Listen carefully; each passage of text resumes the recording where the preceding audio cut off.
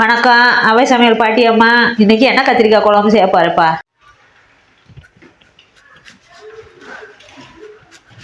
எண்ணெயை ஊற்றி கத்திரிக்காய் போடணும். போட்டு நல்லா வதக்கணும். வதக்கியாச்சுப்பா, எடுத்துக்கலாம். சீரகம்,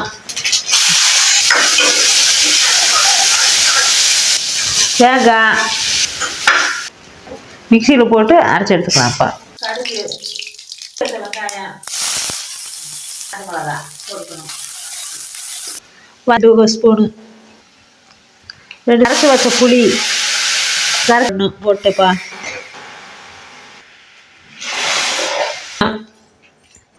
போட்டாச்சு. 10 நிமிஷம் கத்திரிக்காய் நல்லா வெந்ததுக்கப்புறம் இறக்கி வச்சுக்கணும். இன்றைக்கி கத்திரிக்காயை வச்சு சூப்பரான தொக்கு செய்ய போகிறோம். வடைச்சட்டியில் எண்ணெயை ஊற்றி கடுகு, சீரகம், சோம்பு பொரிஞ்சதும் கருவேப்பிலை, வெட்டி வச்ச சின்ன வெங்காயத்தை போட்டு நல்லா வதக்கணும். நல்லா வதங்கவும் இஞ்சி பூண்டு பேஸ்ட்டை போட்டு நல்லா வதக்கணும். பச்சை வாசனை போகிற வரைக்கும் நல்லா வதங்கிருச்சு. நீளமாக வெட்டி வச்ச கத்திரிக்காயை போட்டு வதக்கணும். கொஞ்சம் வதங்கவும் மஞ்சத்தூள், உப்பு போட்டு வதக்கணும். கத்திரிக்காய் முக்கால்வாசி வதங்கிருச்சு. மிளகுத்தூள், மல்லித்தூள், மிளகாத்தூள் போட்டு நல்லா கிடிக்கணும். கத்திரிக்காய் வேகிற வரைக்கும் வதக்கணும். கத்திரிக்காய் வெந்துருச்சு, இப்போ எடுத்துக்கலாம். சூப்பரான கத்திரிக்காய் தொக்கு ரெடி.